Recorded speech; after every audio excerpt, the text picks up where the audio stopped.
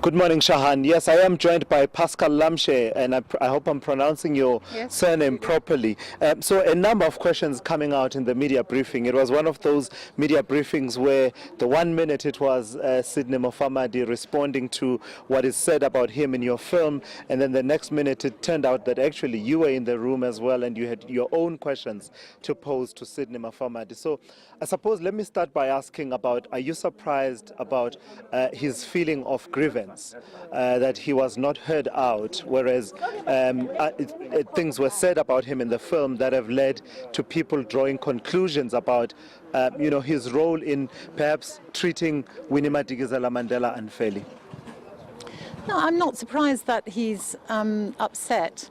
But what the press briefing confirmed was that he did meet Henk Heslinger, that Henk Heslinger was a central part of this very large cross-frontier investigation into the allegations against Winnie Mandela, that it was a huge operation, that it had a large budget, that he of course knew of this, even if he wasn't following the day-to-day running of the investigation, and that this investigation took place before the TRC. So nothing that's in my documentary was contradicted by the former minister today, and I think those were the essential conclusions of the press briefing today. But here's one thing that did not come out from his briefing today.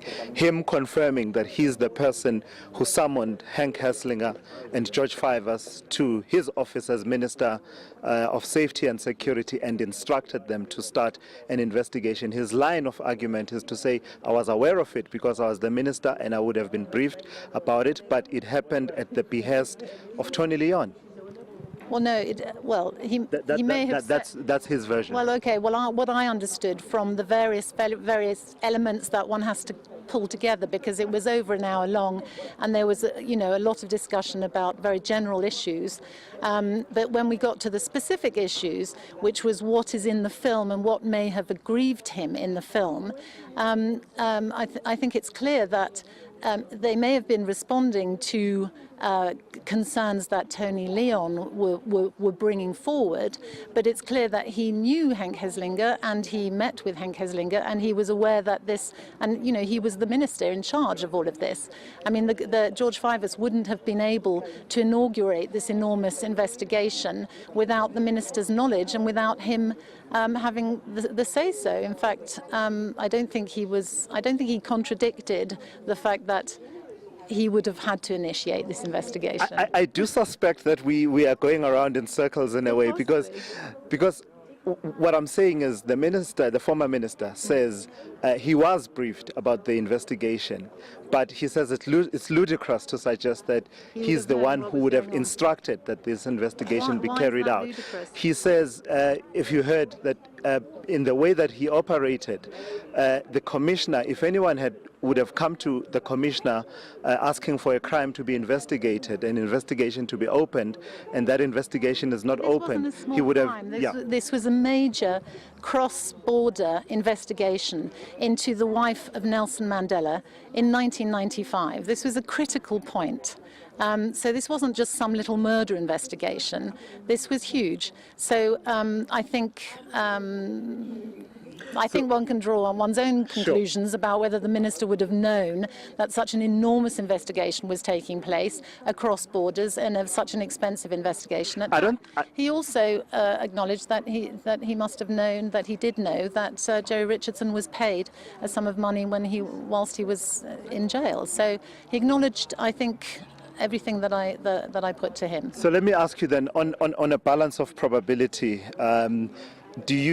whose version do you believe?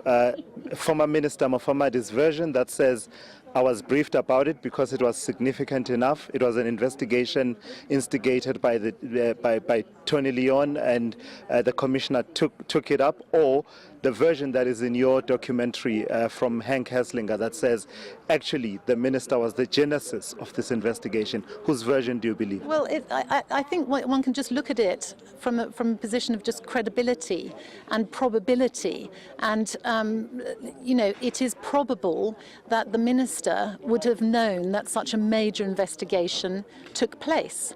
And that's the point here.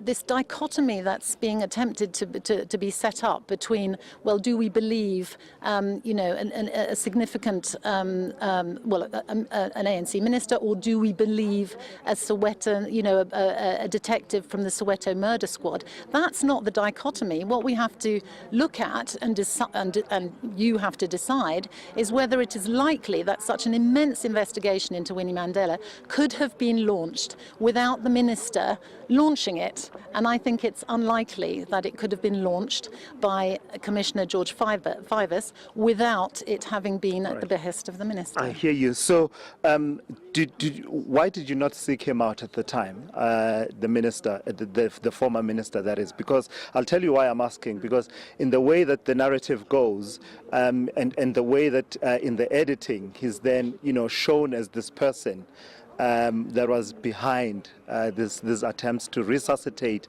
an investigation into Winnie Mandela. One would have thought, journalistically, to be fair, you would have had to seek him out. Yes, I agree. But if I'd sought him out, he would have said what he said today, which corroborates the entire thing. And I do agree. I should have had the money. Unfortunately, I made this film with no funds, with very little funds, having to struggle bit by bit to raise money from all kinds of little European stations, starting in Strasbourg, going to, the Swedes, the Danes, the Norwegians, etc. So this film took 3 years to put the money together. And in fact, even just to afford for me to come over to South Africa was unaffordable half of the time. I must say, with respect, I don't see what money has to do with it, because you actually did interview people who were in South Africa. He was in South Africa alive. I apologized to him in this briefing. I apologized that I did not call him to ask him to be in the film. That is true. All right, just a final one that I want to run by you. The whole issue around relying on people that, according to the former minister, are questionable. People such as Hank Heslinger, who were part of the apartheid security police apparatus, as opposed to relying on Winnie Madikizela Mandela's comrades to tell you the story of Winnie Madikizela Mandela. What do you say to that? Well, it's an uncomfortable story that I am presenting, and the uncomfortable story is that Winnie Madikizela Mandela was investigated by her own party, if you like, after the transition of power. And so within that framework, the entire documentary is uncomfortable about everything that was done in order to control and manage Winnie Mandela. So the fact that I was able to find people, the director of Stratcom, to talk for the first time, that I was able to persuade Niels Barnard to talk to me for the first time, that I was able to find Henk Heslinger. This is important information that I offer South Africa, for your history. It's important that this is opened up, and much though I would love us all to believe that there'd been a miracle transformation and that nothing terrible had happened between 1984 and 1994 and 1997, it simply isn't the case. And I think to try and suppress history from coming out is counterproductive, and I do feel that there's a long time has elapsed. I mean, if we must never ever talk about what happened in the past, that's not in anybody's benefit, and certainly not, it doesn't benefit South Africa as a whole. And because Winnie Mandela has been so demonized and victimized, and in the world at large she is considered to be a murderer, etc., etc. And you see that, you see it in the obituaries, you see how this is constantly repeated. I felt it was very important to make a film that actually looked at it and told another story from another perspective, and that's what I've offered to you. And I leave it to all of you journalists to dig deep and ask the questions and not be cowed when press conferences are organised that say other things. Keep digging, and I'm not the final say on this. I made a 84-minute film, and I offer it to you. Go out and do your work, All right, great. Thank you so much, Pascal Lamshe. I really appreciate your time. Of course, Pascal Lamshe is the producer and director of the documentary Winnie, which has really formed the basis of much of the conversation that has been taking place in the wake of the passing on of Winnie Madikizela Mandela, answering a few questions, of course, about how the documentary came to be produced and also how names, including, of course, the name of Sydney Mufamadi, came to be mentioned in that particular production, leading to the debate that we are seeing today, Shahan.